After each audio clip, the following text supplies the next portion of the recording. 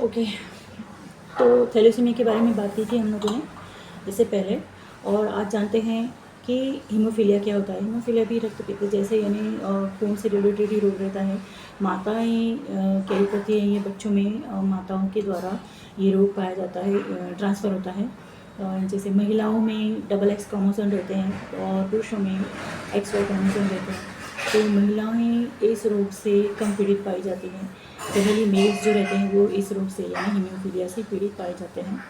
और इसमें भी यही खून का बहुत कम प्रमाण रहता है, क्योंकि एक जैसे पानी की बोतल जो भरी रहती है कांच की, तो वो कितनी सेंसिटिव रहती है। अगर उसे कुछ भी धक्का लग गया या थोड़ा सा भी क्रैक हो गया तो तुरंत ही पानी बहना शुरू हो जाता है, लीकेज शुरू हो जाता है, और वो बंद नहीं होता जब तक कि वो बोतल खाली नहीं हो जाती।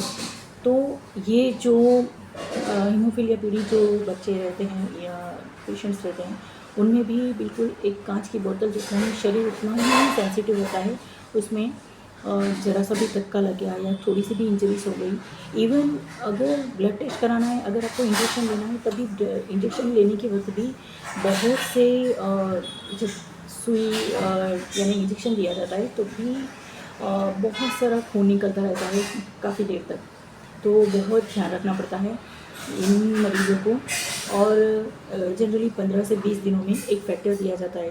फैक्टर 8 और फैक्टर 9 ये पीड़ितों के ये रहते हैं, टाइप रहता है, फैक्टर 8 टाइप और फैक्टर 9 टाइप। जनरली फैक्टर 8 के पेशेंट्स ज़्यादा पाए जाते हैं और फैक्टर 13 जो रहता है वो रेयर पाए जाते हैं। और फैक्टर 8 वाले, 9 वाले और 13 वाले अभी जो है जो फैक्टर्स रहते हैं वो हॉस्पिटल्स यानी सरकारी हॉस्पिटल्स में अभी फ्री में इसकी सुविधाएं दी जाती है। लेकिन इससे पहले क्या था कि जब भी मरीज़ को ब्लीडिंग हो रही है, कंटिन्यू ब्लीडिंग हो रही है, तो कैसा था कि यानी ब्लीडिंग कितनी होती है। जब मैंने एक पेशेंट से बात की तो करीब 2 से 3 टॉवेल भीग जाते हैं, इतना खून निकलता है। जब ये ब्लीडिंग शुरू होता है तो उसको लेके भागो दवाखाने और उसको ब्लड चढ़ाना है, ब्लड बाहर से लेके चढ़ाना है। जब तक 1 यूनिट या 2 यूनिट जो भी ज़रूरत के हिसाब से जब तक ब्लड चढ़ाया नहीं जाता मरीज़ को, तब तक वो ब्लीडिंग रुकता नहीं है। तो पहले ये एक प्रॉब्लम थी। फैक्टर आए, फैक्टर बहुत महंगे थे। फैक्टर 25,500 के करीब उनकी कीमत रहा करती थी। 15 से 20 दिन में अगर एक फैक्टर लेना है, वो भी फैक्टर कैसा रहता है कि एक डबल इंजेक्शन टाइप रहता है, वो एक बार में ही नहीं दिया जाता। 25 कुछ कितने mg का रहता है, उसके अलग अलग प्रकार के रहते हैं और वो एक साथ नहीं चढ़ाया जाता। सुबह चढ़ाया, शाम को चढ़ाया, दूसरे दिन फिर से चढ़ाया, तो 2-3 टाइम करके चढ़ाया जाता है। उसमें एडमिट रहना पड़ता है 2-3 दिन और बहुत ध्यान रखना पड़ता है।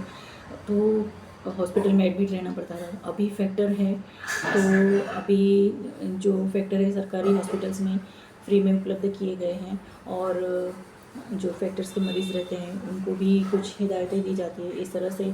और जनरली जो बुखार या निमोनिया या पीलिया जो भी कुछ भी हो गया, तब भी जो नॉर्मल डॉक्टर रहेंगे तो वो जल्दी से हाथ नहीं लगाते हैं, क्योंकि अगर कोई भी दवाई या कोई भी इंजेक्शन या कोई भी दे दिया तो फिर वो फिर से उनका खून का भाव शुरू हो जाता है। तो उनके डॉक्टर को पहले से ही बता देना रहता है कि ये हीमोफीलिया से पीड़ित व्यक्ति है, तो उनके डॉक्टर भी अलग रहते हैं। और इसमें क्या अवॉइड करना है, अगर आपकी दवाइयाँ ऐसी है कि जिससे खून पतला हो रहा है, आप ब्लड को जो ज़्यादा एक्टिव रहने के लिए कुछ लोग जो दवाइयाँ खाते हैं या जो भी है, माइग्रेन या सिर दर्द या कोई भी जो दवाइयाँ जो हमें जल्दी एक्टिव करती है, तो हो सकता है कि उसमें खून एक्टिव होना यानी कि खून का तेज़ दौड़ना। खून का तेज़ कब दौड़ता है? जब खून पतला होता है। तो अगर खून पतला हुआ तो और ज़्यादा ब्लीडिंग हो सकती है। अगर एक्सीडेंटली कुछ भी लगा या इंजरीज हुई, तो ये जो खून पतले करने वाली जो दवाइयाँ रहती है वो कम खानी है। खाने में लहसुन, अदरक, जो बहुत ज़्यादा तीखा, बहुत ज़्यादा शुगर वाली चीज़ें अवॉइड करनी है। जो हिडन शुगर्स रहते हैं, कोल्ड ड्रिंक्स रहते हैं, स्मूदीज़ रहती है, शेक्स रहते हैं, बाहर के जो ठंडे जो कोल्ड ड्रिंक्स रहते हैं, बहुत ज़्यादा चाय या कॉफ़ी अवॉइड करना है। खाना खाने के बाद तुरंत ही चाय या कॉफ़ी नहीं पीना है। और खाने में ध्यान रखना है, बहुत ज़्यादा हैवी फूड नहीं लेना है। जनरली ये जो हीमोफीलिया के पीड़ित पेशेंट्स रहते हैं वो जनरली बहुत ज़्यादा पाया जाता है कि कभी कभी ये लोग मोटे होते हैं। तो मोटे होते हैं तो मोटापे का कारण क्या है कि क्योंकि वो लोग कुछ भी इंजरीज या कोई भी तकलीफ़ आगे जाके ना हो, या कुछ लग जाए, गिर जाए या कुछ भी, तो ये लोग बाहर ज़्यादा एक्टिव नहीं रहते। इसकी वजह से इनको मोटापा पाया जाता है इनमें। तो क्या करना है कि खाने पीने में ध्यान रखना है, बहुत हेल्दी चीज़ें, हैवी चीज़ें नहीं खानी हैं। और हर रोज़ इनके एक तो जोड़ों में सूजन पाई जाती है, खून जो अंदर इंटरनल ब्लीडिंग होती है, तो वहाँ पे खून के थक्के जम जाते हैं। इनके लिए क्या, जब भी खून का बहाव शुरू हो तो क्या करना है, तुरंत ही बर्फ़ का खींचना शुरू कर देना है। हॉस्पिटल जाने से पहले भी एक फर्स्ट एड के तौर पे बर्फ़ को तुरंत खींचना शुरू करना है। और जो भी आपके जोड़ों में सूजन और जोड़ों में, यानी बहुत जोड़ों से ये वीक होते हैं इनकी जोड़ें, तो उनको चलने में और जैसे कोहनियों में, पैरों के जोड़ों में मुड़े हुए रहते हैं, एकदम स्ट्रेट नहीं रहते इनके हाथ और पैर। तो इसमें क्या करना है कि विटामिन डी की कमी नहीं रहनी चाहिए। इसके लिए क्या करना है, कैल्शियम की भी कमी नहीं रहनी चाहिए। स्किम्ड मिल्क लेना है, दही, मट्ठा, दूध जो मैंने कहा मलाई उतारा हुआ। उसके बाद में आप जब भी कुछ भी, यानी विटामिन डी को ज़रूर लें। डेली आप सुबह के जो अर्ली मॉर्निंग, जो सुबह सुबह का जो सूरज का प्रकाश रहता है उसमें बैठे आधा घंटा, या तो फिर दिन में 10 मिनट सन बाथ लें।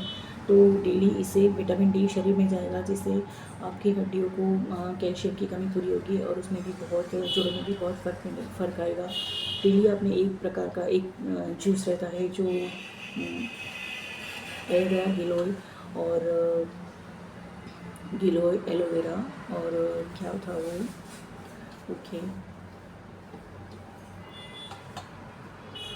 हाँ, आपने एलोवेरा गिलोय को बाद में छोड़िए, 1 मिनट। क्या करना है, सुबह में ग्रीन ग्रास, यानी जो वीट ग्रास का जूस डेली पीना है। 100 ml से 150 ml तक ये वीट ग्रास का जूस है वो डेली पीना है। और उसके बाद में आपने क्या करना है, हर रोज़ एक अलग अलग गमले, 7 गमले लेने हैं। उसमें एक दिन अलग अलग दिन पे एक मिट्टी के भिगोए हुए गेहूँ, यानी अगले दिन गेहूँ भिगो लिए, दूसरे दिन मिट्टी वाले जो गमला है उसमें आधा इंच नीचे तक ये गेहूँ डालें भिगोए हुए, और फिर उसमें उसे 7-8 दिन रहने दें छाँव में।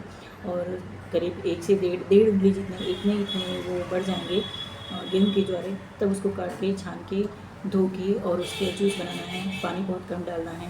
100 ml से 150 ml तक हर रोज़ ये जूस पीना है। उसके बाद में गिलोय, आंवला और एलोवेरा का जूस पीना है। आपको डेली, अगर आंवला का रस डेली पीना है, आंवला अगर सीज़न नहीं है तो आंवला किसी भी फॉर्म में ले सकते हैं। आंवले का मुरब्बा आप डेली लें।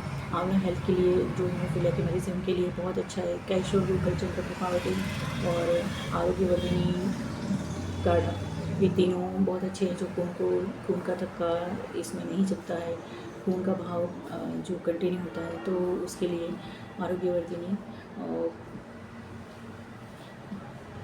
अच्छे वो बेटर है। उसके बाद में आयरन रिच फूड खाना है। तो फूड में क्या करना है, आपको एप्पल लेना है, विटामिन सी युक्त जो फूड रहते हैं, जैसे मौसम्बी रह गई, संतरा, आंवला, एप्पल। जो ग्रेन्स लेने हैं, ग्रेन्स में क्या होता है, ज्वारी, बाजरा, गेहूँ और जो कडधान्य रहते हैं,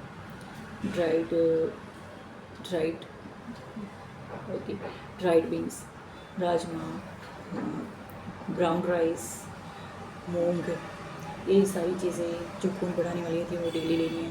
रात में मुनक्का, जो पेन खजूर, जो ड्राइड खजूर होती है वो भिगो के, और वो सुबह में ले सकते हैं 1 या 2। ज़्यादा से ज़्यादा कोशिश करनी है खून बढ़े।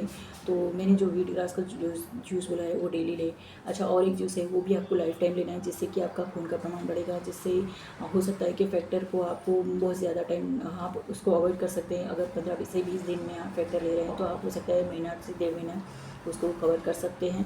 तो आपने क्या करना है, डेली बीटरूट, गाजर और एक बीटरूट, गाजर और अनार, ओके, अनार, इन तीनों का जूस डेली बना के और पीना है। जैसे आप एक छोटा सा अभी ग्लास पेपर होता है वो भर के सुबह शाम पी सकते हैं, या 1 ग्लास जितना जूस आप पी सकते हैं। डेली पीना है। प्राणायाम करना है डेली, अनुलोम और विलोम प्राणायाम आधा आधा घंटा सुबह में और शाम में आप शुरू कर दीजिए, आपको ज़रूर फ़र्क पड़ेगा। प्राणायाम और ये 2 जूस जो मैंने बताए वो आप कीजिए, और खाने पीने में जो चीज़ें अवॉइड करनी है वो करिए ज़रूर, से आपको फ़ायदा होगा। तो प्लीज़ जो जूस मैंने बोला है और प्राणायाम बोला है वो कंटिन्यू कीजिए, आपको ज़रूर फ़र्क पड़ेगा। Thank you.